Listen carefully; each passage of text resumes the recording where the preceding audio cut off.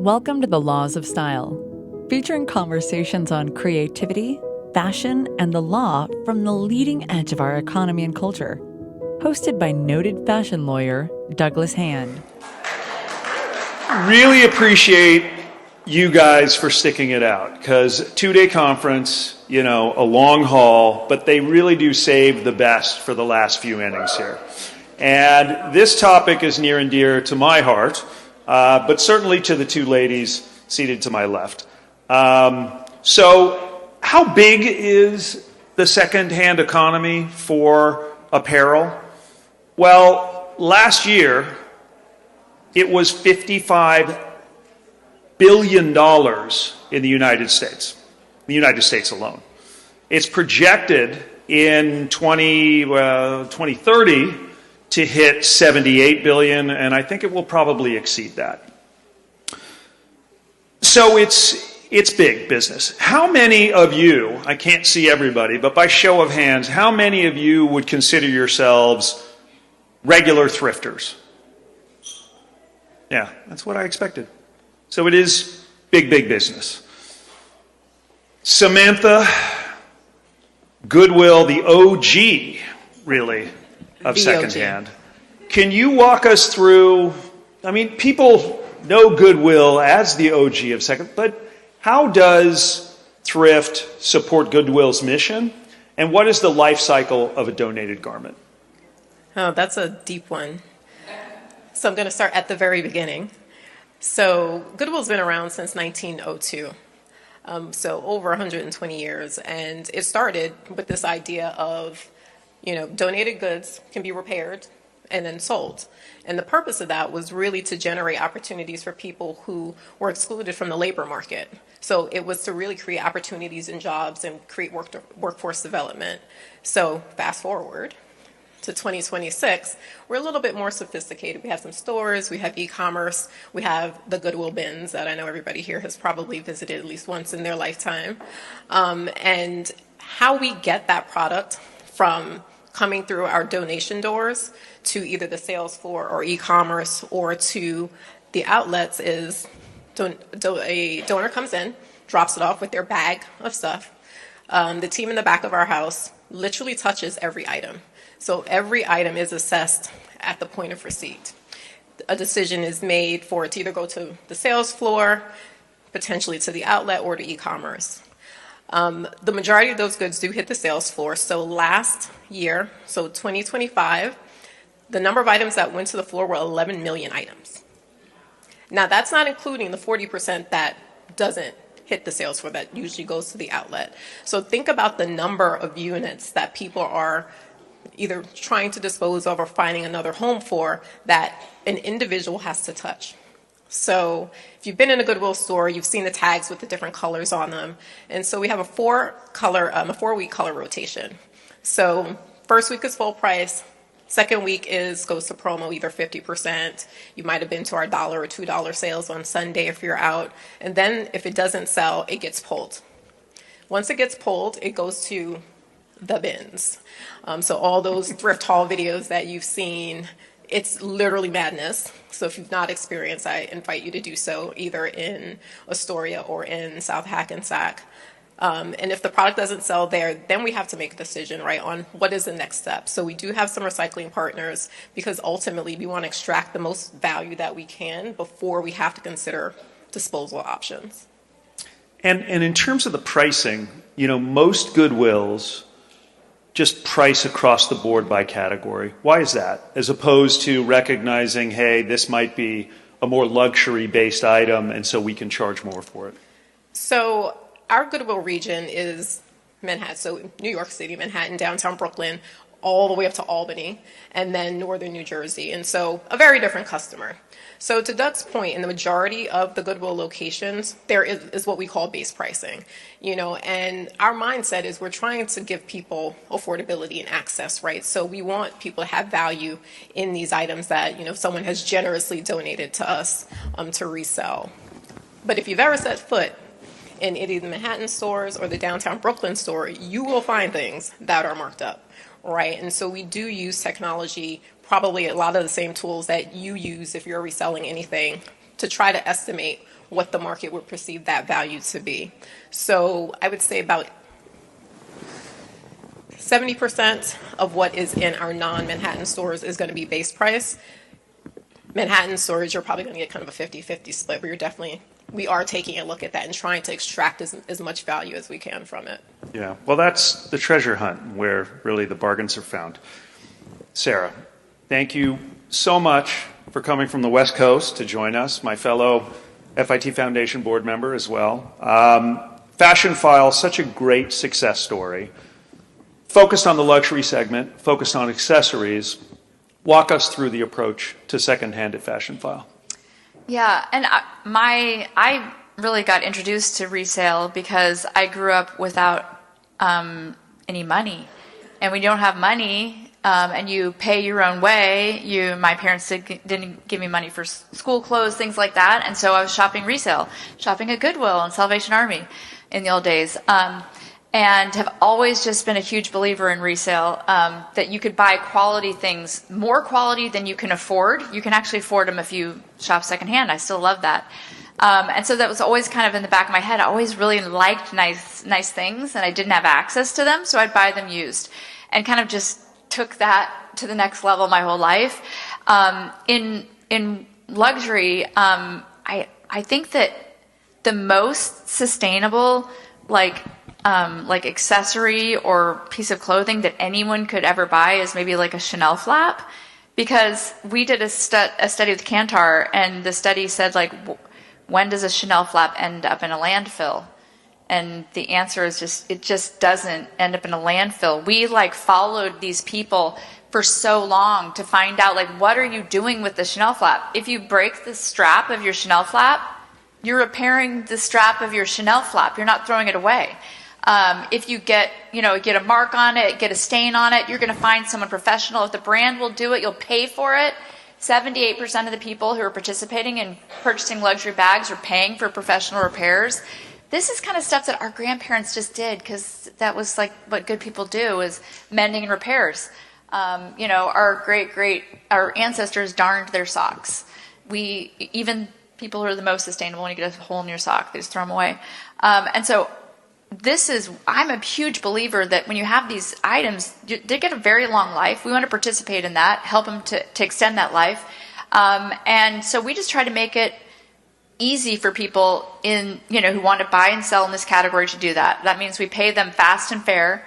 So we're going to give you an immediate payment for your Rolex or your Gucci backpack or whatever. We have an authentication center here in Chelsea, literally around the block. So all of you should it's open to the public. Angela, say hi. Angela runs our entire retail. She's amazing. She was at Chanel for 16 years. Bulgari ran the flagship. She is amazing. She runs our flagship there and all of retail, Fashionphile. Talk to her if you're there. But come see it. It's very fascinating. We have little glimpses into our authentication process. You can look behind glass at our authenticators, not like paid actors. You're watching our team at work. You can watch the packers, the shippers. And we're, moving thousands of items a day, and you can actually see the behind the scenes from the beautiful showroom, which is over the Hudson. But we're trying to pay people fast and fair, and then we're just trying to give access to more people than ever. At Fashionphile, you can buy a Hermes handbag, a Chanel handbag, a Louis Vuitton, a Gucci for less than the price of a Coach bag. Hermes for less than $500. It's going to be a Hermes garden tote. It's not going to be a Birkin. But it'll be an authentic garden tote. It's adorable. We got many of them. Yeah. Anyway, so it's just the idea that everybody, we believe that these products are actually the most sustainable way, the most fun way to be doing the right thing. We want to participate in that. And then this is just access for all, that really anybody, if you want to carry an authentic luxury, ultra luxury item, you can do that. We literally have Prada bags for $250, that you can afford, and you can carry it. And if you carry that bag for a couple of years, you could probably sell it for more than you bought it for. And I'm curious too, how many people in here have participated in resale that you've bought something and then sold something for more than you bought it for? Just by raised hands. Anybody doing that? Yeah. Young people are really good at that. Often getting it at the bins. My kids love the bins. Shopping Goodwill, you can find amazing deals. and really participating. I think that's some of the earliest entrepreneurism that I see is young people who are like, they see they're going to buy this and they might even spend a little bit more. They might think, I barely can, I'm going to make myself afford this Prada bag because I think I could sell it for $300. I bought it for $200 when I'm done. We love participating in that. Well, I think part of what you're articulating is this important shift in the consumer mindset with respect to fashion, where I think for decades we have treated fashion items as disposable, as like tissue, as opposed to things that one would hand down to family members. So let's put a pin in what I think is one of the issues, which is, how do you make the $7 t-shirt at Goodwill still appealing and something that people want to buy multiple times? But I want to understand authentication a little bit more, because in the luxury sector, obviously, you've got brands that very much care that what you are selling is an authentic item. So could I ask you to dig a little deeper on the authentication? And brands care, but also really our shoppers care maybe even more. To be honest, I wonder sometimes if the brands don't hope that there's fakes out there, because then it makes people scared to shop resale, but that our customers really care. Why are they spending $2,500 on a used bag?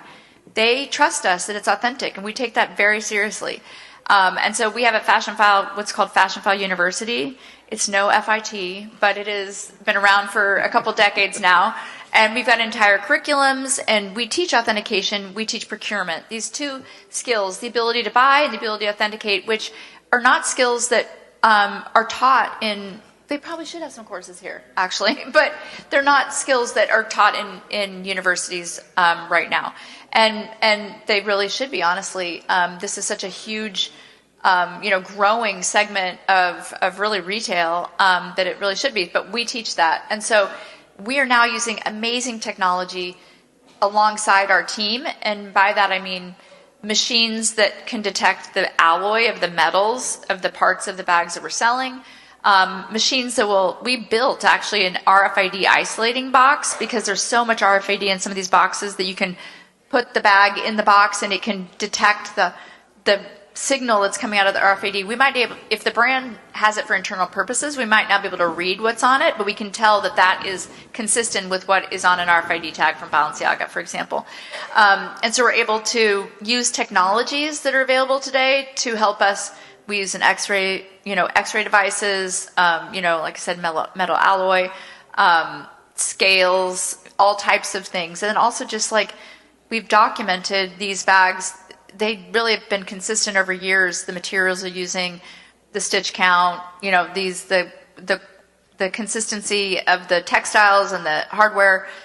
We have an entire team that is just documenting and creating that training for Fashionphile University. And we found that we've actually kind of created this system. And if you go to many of the brands, resale brands you love, and you'll find that there's Fashionphile authentication team members that are within all those companies, because now we have kind of created that school, and we're happy to be part of that ecosystem. Wow. Okay. I mean, what a great job, by the way. Samantha, what is one of the common misconceptions that you find when people approach Goodwill or secondhand thrifting, outside of the luxury sector?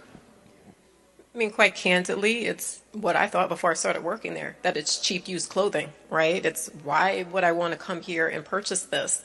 And one of the biggest misconceptions that we come across from people is they think it is for, people who have less or don't have enough, or, we are trying to push, just fast fashion, and not realizing that the items that we have run the gamut from clearly fast fashion. There's a ton of sheen in there. But also we get a lot of what, Sarah gets, right? And so I think, for the average person, to really take a step back at Goodwill, like our mindset is about value and volume, right? We want to be able to provide true value to our customers, but we also have to do it at 11 million units a year, right? And so I think that there's a disconnect with people that they see that Goodwill name and they think it's less than, and really it is so democratic, and it encompasses and touches all lifestyles, all types of people, all types of brands. And that's something that, we've struggled to kind of change people's mindset there, where, that it fits in this bucket, right? Because I can get the same bag that Sarah gets. No one's going to pay what they pay Sarah, right? They might sell it to me. No, they're going to buy it from me. They're going to buy it from me and then sell it to her. And I mean, I'll give you an example. We had a Chanel flat bag, and we authenticated it. I actually had a friend who worked at Chanel, and I was like, okay, listen, I need you to let me know, like, is this legit or not? And it was. And we ultimately sold it for $1,700. And when I tell you the struggle to even get to that point was, it was just insane, because that perception of, oh, it's Goodwill. It's Goodwill, right? And so I think that, all of you, it was so, heartening to see everybody's hand, for the most part, go up here, because you thrift, because you understand that there is value in the product that's in, the Goodwill stores. And quite candidly, a lot of the quality of the goods that we get far surpasses anything that you're going to get and be able to buy today. What's the best day of the week to go to Goodwill? Well, to find the drops? It depends on the location. I'm just curious. It depends. It depends store by store? You're asking for a friend. So it depends on which location. So we currently, which you go fast because it's going to change, we currently do Dollar Sundays. And so those are the items that didn't sell like within the first 10 days. Generally, if an item doesn't sell in 72 hours on our shop floor, you're probably going to get it for $1, right? Because people wait outside of our production doors. We push the racks out, and it is mayhem. So you can get really great deals, but every day is a good day to come to Goodwill, because every day we're producing new items. So if you were to go to our downtown Brooklyn location, there's over 2,500 units per day that come out on that shop floor. And so we have a line outside. They wait. They stand by the doors. They go through the carts to get their, home goods, the racks. So you can spend the entire day there, and there's always going to be something new. I know a lot of brands, particularly luxury brands, have at least espoused that they have their own resale. I think Patagonia has a real resale, Stella McCartney. But Gucci talks about it.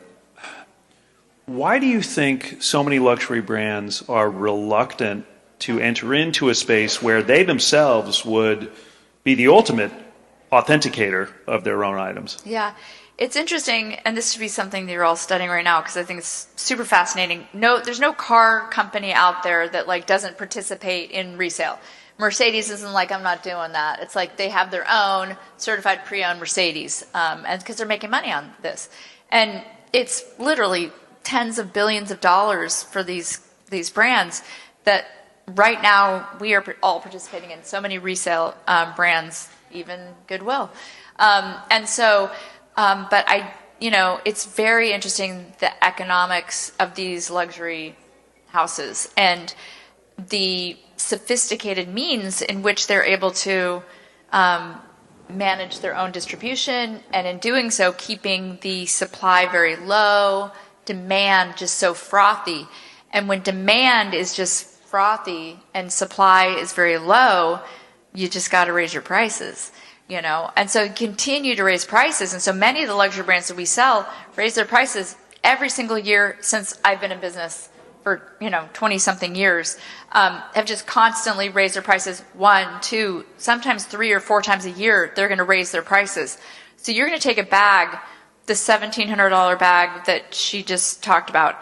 That bag, I don't know how I'm imagining, it's probably a vintage Chanel flap. That bag, when it was, that probably the same bag is available today, just a newer version, but it's almost identical in the number of quilts, the way that the flap sits, the chain, very, very similar, except for maybe if it was vintage, it might actually have gold in the alloy. They don't do that anymore. But the same bag is going to cost like 10 times as much.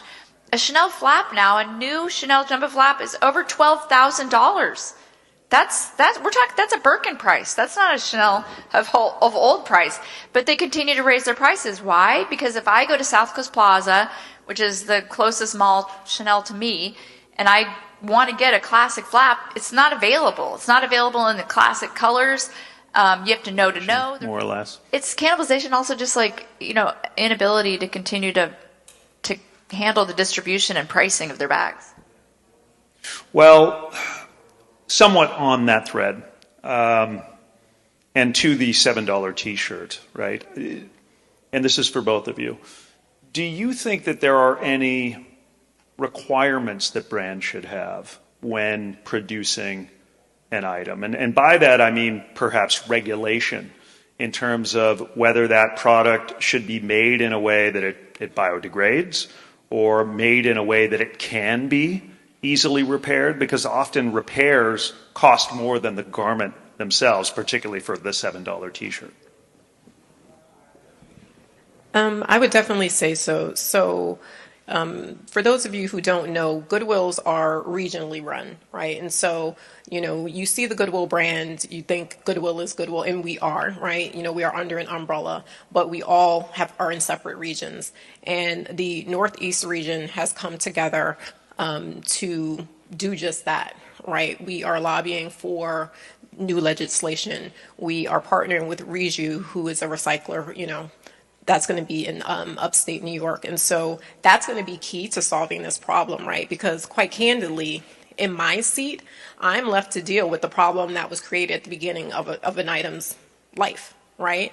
And so everyone is bringing it to me, and now I'm responsible to figuring out how to keep it out of the waste stream. And so for me, legislation is key for us to really change, this problem. I totally agree. And I feel like historically, again, with the car industry, there was a time when there was issues with like stolen parts and damaged cars when they're trying to figure out how to deal with resale of cars, and they introduced the VIN system. And the VIN system cleared all that out. You can go to Craigslist or Facebook Marketplace and you can see a VIN number of a car, and you can see if that car has been in a wreck, if it's been totaled, you can see if it's been stolen. The brands could all unite and tomorrow solve a lot of these issues, where at Fashionphile we would run the number for, the Cartier Love Bracelet or the Chanel flap, and we'd be able to immediately see this item has been stolen. Okay, we don't want to buy that, or this ring was bought from Cartier in 2014 and then was actually serviced in 2019 by Cartier and resized to a size 4. Or was resized by a brand that's not Cartier, interesting, and is now a size 5, whatever. This could be something that could be so easily done by the brands. And I think there's some signs. There's what's called the Aura Blockchain Consortium. Using the blockchain, Prada, Richemont, LVMH, a bunch of different really luxury groups and brands have come together and saying maybe we're going to introduce something. There's not really been, there needs to be full unification. In cars, it's like Tesla, Volkswagen, Lamborghini, they're all using the VIN system. And we really need everybody to join. And right now there's a couple factions, but I think we'll get there. As the lawyer on the panel, I will say it's been frustrating to me personally to see a lot of the potential collective action in the fashion industry thwarted by another area of law called antitrust. I know back in the pandemic, when there was a lot of overproduction and a lot of supply chain issues, that brands got together in an attempt to try to mitigate those. But as soon as brands get together in collective action, antitrust is implicated, and you have potential issues with the FTC, which they actually ran into. I'd love to hear from each of you who you think your competitors are. And because what you do is generally so good, do you mind it that they're your competitors? Samantha, I'll start with you. So there's no one company that we see as our competitors. So we compete for donors and for shoppers. And so on the donor side, the competition for us is friction, right, and convenience. If I can't make it fast, easy, and painless for a donor, either they take it someplace else or it never gets donated and potentially ends up in the waste stream. For shoppers, quite candidly, it is any retailer or platform that can create a compelling enough story to get you to spend your discretionary dollars there instead of with us. So no company, but all the things. Well, and it's interesting that your competitors are on the intake side because it's donated goods. Yeah, it's interesting because my answers to me kind of like yours in that there was a day that I would have said one name that this is the competitor. But the truth is, our like competitors in resale are our friends. Like, we don't want to sell the clothes, so keep going, real, figure out your problems. I love you. Like, not like, we want you to do better. And we recognize that if literally everybody sent us all the Chanel flaps to buy, we can't afford to buy all of them. So keep everybody, servicing. So we're glad about that. And I feel like we've got a pretty friendly like relationship with with the ThreadUps and the Reels and all that. We seem to be able to, because we recognize we all can't solve the problem on one side. But secondly, I'd say right now, our main competitor, instead of one person, is the fact that it's so easy to search with Google, with with agentic search, with companies like Benny, that to us, it used to be there's like a big brand as a competitor, and that's not it anymore. It's the fact that during COVID, every mom and pop consignment shop, every pawn shop, Goodwill, everybody put their stuff online. Everybody got a Shopify store. You can put up a Shopify store in a night, and mom and pop consignment shops that used to be difficult to get a website. It was very expensive, not hard. You could do it in a day. And during COVID, when everybody shut their doors, they put up these websites, and now there's 30-something thousand consignment shops. They all have a little website. If they all have 20 bags, it's a lot. That is our competitors. Every TikTok live shopper, there's just like so many different forms and it's so easy to kind of search them all. And I think that's what we're looking at. How can we differentiate? How can we keep people loyal to Fashionphile in that world, which is just an evolved different world? Yeah. I know just from being on the Goodwill board as well, one of the challenges of putting items online is they're each inherently one of a kind. So you shoot it and then you have those, and by the time you've paid to have it online, you've absorbed the cost that you're going to get. But I think with AI, that may well change. And relatedly, and I think this is my last question because we're running out of time, we have a room full of extremely bright students here, as well as other industry professionals. But to the students, what type of coursework would you suggest if they were interested in entering into a significant role in this secondary economy that's growing so rapidly? Sarah, why don't you go first? I think that there's something to be said. The economics around resale is so interesting. I was just talking about how slim the margins are actually in resale. It's a lot of work, and really people want to get the most money out of their products, and so the margins are very slim. And I really think that studying the economics actually will put you in a better position than a lot of things. You kind of figure out a lot of it. It's just intuitive. But really understanding the economics behind resale. And same thing just in fashion. Like I said, I'm very interested in the economics of the ways that the brands are, again, handling their distribution, handling their pricing. I think you would learn, if you lean into that, you can do so much if you really have a good understanding of the money.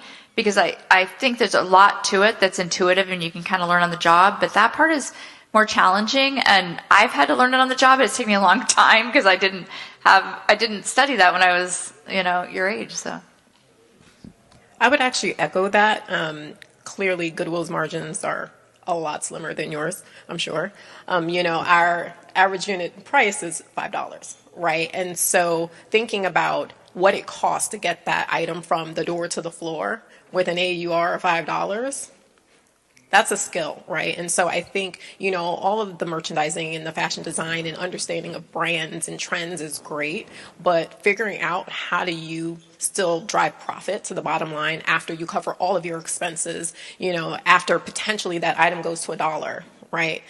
That help, and that's something we're still trying to figure out to this day. It literally is part of, and you'll hear about this in June, for our new fiscal year. It's a large part of it, right, is really digging into our, pricing strategy and understanding, like, how are we pricing, in a way that is going to get us what the profit that we need, because there's going to be a percent of all of our product that's base price. It's a given. It's Goodwill. It's what we're going to do, right? But thinking about, does 30% need to be at a better price? Does 10% need to be at a best price? Do we need to push more to e-commerce because we can get more value there? So that's something, and it's always just a moving target for us. And so, I echo, what Sarah said, that the economics piece is really key. Well, thanks to both of you. I understand we have a few questions, so let's let the voice of God throw those out at us, and we'll see how we can answer. The voice of God will throw those at you. So first of all, your panel actually got a lot of questions. There was early kind of bounce back with curiosity and other items around the resale market. So let's actually start with the idea of pricing and affordability, which is really what Samantha was just speaking of. There's real interest about how specifically Goodwill determines the price point for donated items, specifically given the perception that at least currently many thrift stores are actually pricing much closer to the retail value, and how this is impacting serving potentially customers who are looking for a more affordable option than retail. So, as I mentioned earlier, we are regionally based, but we do fall under an umbrella. So, there's a lot of studies that, different Goodwills have done around kind of what that sweet spot of pricing is. And that's kind of where we landed at this $5 AUR, to be candid, right? Like, we have found that customer behavior shows us that you'll buy that item at around that price, at full price, and not wait for it to go 50% off or to $1 or whatever, that Goodwill's promotional strategy is.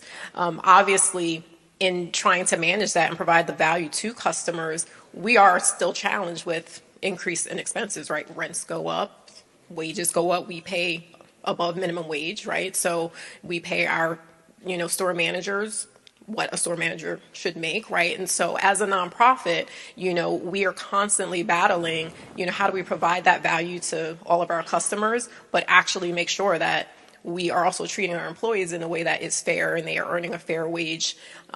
So it's not easy, right? And if there's anybody in here who wants to come do an internship, let me know. It'd be a great study. And I'm being so serious right now because, it's something that we're constantly, challenged with and having to rethink about every year. Excellent, thank you. I think our next question probably really starts with Sarah. Many of the questions were kind of focused around the idea of the fast-growing thrifting and online resale market, such as Depop, thinking about how over the last decade that has really changed how customers are thinking about this environment and how to enter into the secondhand space. Yeah, I think it's really inspiring. When I was your age, if you said to me, "Oh my gosh, I love your jeans," I would have said, "Thank you." I would not have said, "I bought them on eBay." Like, that would have been, I bought them at Goodwill. That would not be cool. My kids love saying, I got it at the bins. Like, there's such a bragging right. And that is a completely different change in mindset. And it's not it's for every demographic. So many people are participating. And what I think is inspiring is that young people, there was a study from McKinsey came out, said that Gen Z and younger are shopping secondhand first, like in larger numbers. They're just going straight to secondhand. They're not even, participating in the primary market. And from the entire gamut, they actually find the $7 shirt to be cooler than the new shirt that you're getting at the store because nobody else has it. It's quirky and weird, and it's got language that nobody can understand and another language on it or something like that. Or it says, my son's got a jacket that says Ezra. His name is Ike. And he likes it more because it's got somebody else's name on it. I don't know. And there's something about resale that I think, and because there's just so much movement in this area, and I think technology, resale is not new. I mean, how old is Goodwill? 120 years. Yeah, and Salvation Army is like hundreds of, these are old brands, and our ancestors were all doing consignment, reselling, trading. But now we've just got technology that really adds scale to it. And it's so cool because I think there's so many people that are finding a way to make a little business for themselves. You don't have to sell very many. I hate to tell you this because you're going to all be my competition now, but some of you probably already are. But it doesn't take selling too many Louis Vuitton bags for $100, $150 profit to make more than I did when I was working at the bowling alley when I was in college. Do you know what I mean? Like, as a little side hustle. And there's just tens of thousands, I don't even know how many, that are doing this on Poshmark, on Depop, honestly, where we do TikTok live shopping. And I'm always watching our live shopping, and I'm just scrolling through. I'm like, what?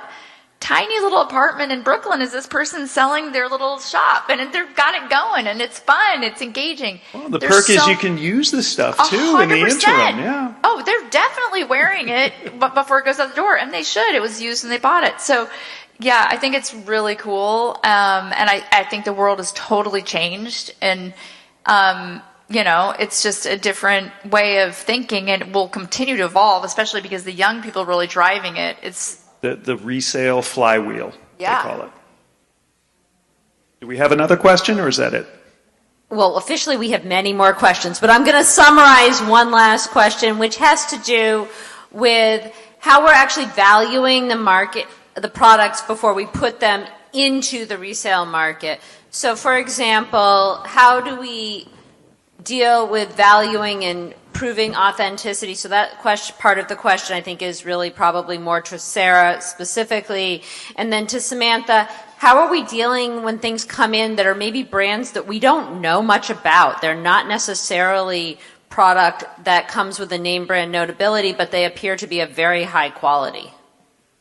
Yeah, it was interesting because I bootstrapped Fashionphile for 20 years, never had any investors. And then our first investor was Neiman Marcus, which was pretty cool Cinderella moment for that to happen. But the guy that brought us on, who was super excited from Neiman Marcus, and he was saying, hey, listen, Fashionphile could buy from the Neiman Marcus customer, buy items, and then pay that customer in Neiman Marcus store credit. So it's kind of like this little circular, and we do that. It's pretty cool. So as soon as they invested in Fashionphile and the deal closed and we're all excited, he was going to be on our board, he quit to become the CEO of Dallas Goodwill.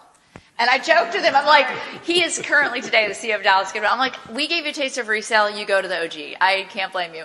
But so I just think that it's so fascinating to me when you look at the whole authentication process.